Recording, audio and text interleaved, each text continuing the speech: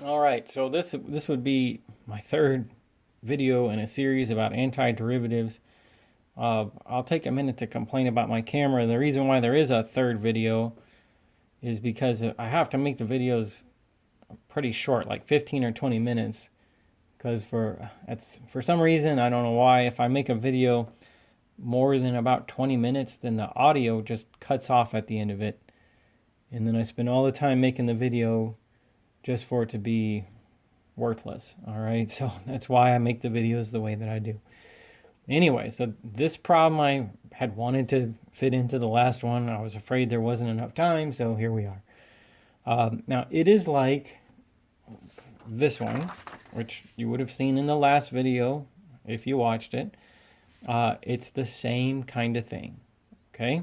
Probably a little bit more work this time, but it's the same kind of thing, all right? Okay, so, and by that I mean that look at the way the information's given, okay? I have this, I know the second derivative of some function is 4 plus 6x. I know that also, if you take this function and put 0 for x, you'll get 4 for y. And if you put 1 for x, you'll get 2 for y. Is that enough information to figure out what this function is? All right, now so you think about it like this. If I took the derivative of this twice, then I would get to that. So if I take this and go through the antiderivative twice, then I'll figure that out. So that sounds like that's what we should do to get started with. All right. So let's look at it like this. So first step, f prime, meaning the first derivative of this, would be the antiderivative of 4 plus 6x. Okay. Hopefully you can look at that and think that's a way to begin that makes sense. Okay. So, all right, antiderivative of 4 plus 6x. Well, antiderivative of 4 is 4x because the derivative of 4x is 4. And then antiderivative of 6x would be 6 times x squared over 2, so that's going to be 3x squared, right? Okay, anything else? Plus c. Can't forget about that. Yes, if you take the derivative of 4x plus 3x squared plus some constant, some unknown constant, you will get 4 plus 6x. Okay, so there's f prime. Now, I want to find out what f is. So again, if I took the antiderivative of this, antiderivative of f prime, I would get f. I'm just jumping by antiderivatives twice, 2 jumps to get back to that.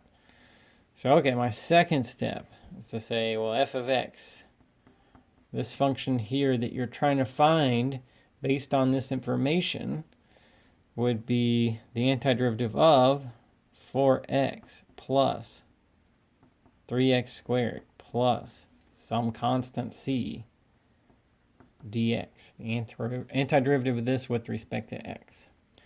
So I'll get, if I do that, 2x squared plus x to the third power plus, so c is a constant, right? It's called the constant of integration. So wouldn't that be c times x? Okay, sure, it would be c times x, and then plus, I guess, another constant. Let's call it d. I normally call the constant of integration c, but I already used that up, so I'll go to the next letter of the alphabet and I'll call it d. All right, okay, so yes, antiderivative of 4x, 2x squared, 3x squared, antiderivative is x to the third power. This constant c would be c times x, but after I'm done with all that, I always add the constant of integration. Okay, well, I'll call it d this time. All right, so here we go. Now, I get, let's do this. Now, it's like we have a partial answer at this point, okay? If I say, all right, you want to know what f of x is? There it is, 2x squared plus x third plus cx plus d. The issue is just what's c and what's d, right? If you could figure out those numbers, then you'd know, like, the final answer. But let's use, I guess, to figure those out, let's use this other information. So how is this, what else does this function have to do? If you put 0 for x, you have to get 4 for y. And if you put 1 for x, you have to get 2 for y. So let's see, if f of 0 is 4. Here's what that means. 4 equals 2 times 0 squared plus 0 to the third power plus constant c times 0 plus d, right? You put 0 for x, you get 4 for y. That's the way it plays out. What's that reduced to? It says 4 is d. All right, I know that number. It's a 4. Okay, what about that next one? Like, I still don't know c. I've got d, though. I don't know c. So it says f of 1 is 2. Okay, so, well, here's how that plays out. I'll get 2 for y if I put 1 for x.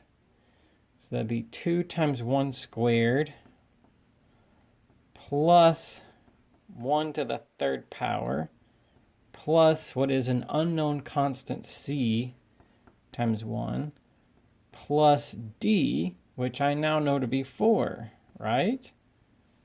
So I get that. What's that look like? 2, what's this number? 2 times 1 squared, 2. That's 3. Between these, 4, that's 7. What's this? C, okay. So I got it. C is negative 5, right? 7 plus what is 2? 7 plus negative 5 is 2.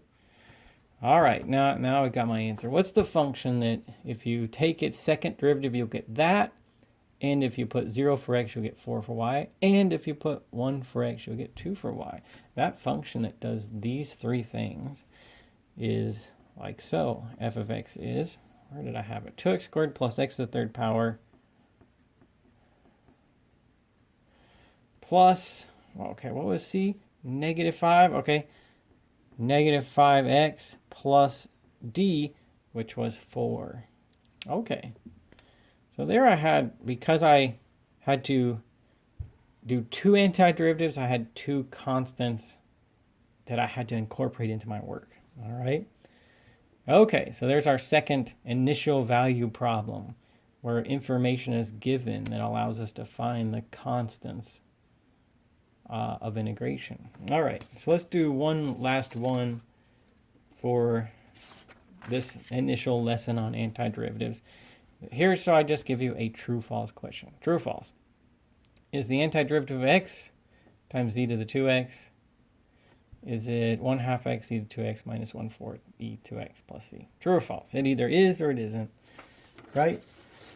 And this one, we really, I mean, I guess people don't normally learn to do this problem until they take Calculus 2. So as you're looking at this one, you probably don't know how to work that out and get an answer.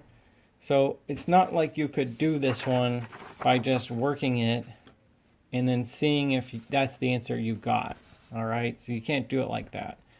Why is that? Well, I don't have any rules that deal with one function times another. If you have a constant times a function, well, the constant's very easy to deal with. If you have one function plus or minus another, that's easy to deal with.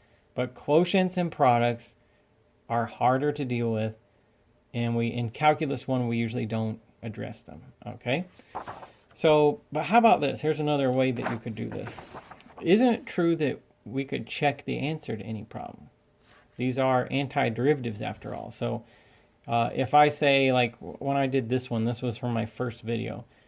I worked it out. I got that answer. I said, well, is there a way to check this? Is there a way to know that this is right? And, well, yes, it's antiderivative. I mean, I hope that just gives it away and this is obvious to you. But if that's right, this thing right here, if it's correct, if I take the derivative of it, then I should get that right there. And then I did that and I verified it, okay? So we could just figure out if this one's correct or not by taking the derivative of this and seeing if you get x times e to the 2x. So let's put a note though, before I do that, like say if we can agree that that's the approach on this one, I need to put a note about how do you take the derivative of like e to the u power. Or like here I'm trying to tell you about what the chain rule would be for e to the u power, where u is some function of x. So in other words, something like e to the 2x power. How do I take the derivative of that? our rule for that is e to the u power times du dx. Or you might say e to the u power times u prime, however you want to think about it. So that's my note. Now, to verify whether this is correct or not, I'll take the derivative of 1/2 x e to the 2x minus 1/4 e to the 2x plus c. And if I get that, then that is a true statement or a correct problem. Otherwise, it isn't. Okay, so here's my derivative of this. What do I do with that 1/2? I could carry that along.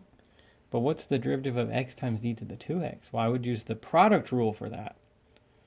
So f prime derivative of x is 1 g plus g prime. What's the derivative of e to the 2x? It's e to the 2x times 2. So let's put 2e to the 2x times x. So that's here you're looking at the product rule, all right? Where that is f prime g prime f. All right, but we've been doing the product rule for a long time. Hopefully that doesn't surprise you too much. So here's at least that part. What about the minus? I carried the minus. What about that constant of 1/4? I carry that also. And then what's the derivative of e to the 2x again? You got the rule right there. It's 2e to the 2x. All right, I carry this plus. And then what's the derivative of that capital C? That's a constant, right? So 0. That's why it's there. Because this plus any constant is apparently, if that's true, going to give you that when you take the derivative. So here's what I get. Okay, this is going to need some cleaning up. So I'll get, let's see, I'll multiply through in here by 1/2. If I do that, then I'll get 1/2, and this first term will be e to the 2x. Okay. Then this one, 1/2 times 2x e to the 2x. The 1/2 and the 2 will cancel. So I'll get x e to the 2x. All right, so far so good. And then what about this? Well, that's going to be subtraction. And I'm going to get a 2/4, which amounts to 1/2 e to the 2x. All right. What do you think about this? Well, this cancels with that. What's left?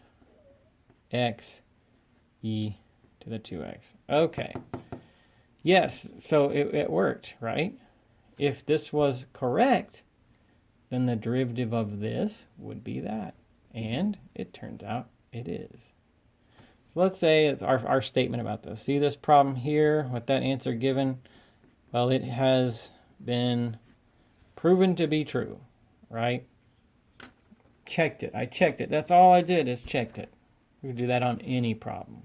I only checked one of them. And then I realized, oh, it's just the thing I need to do this one.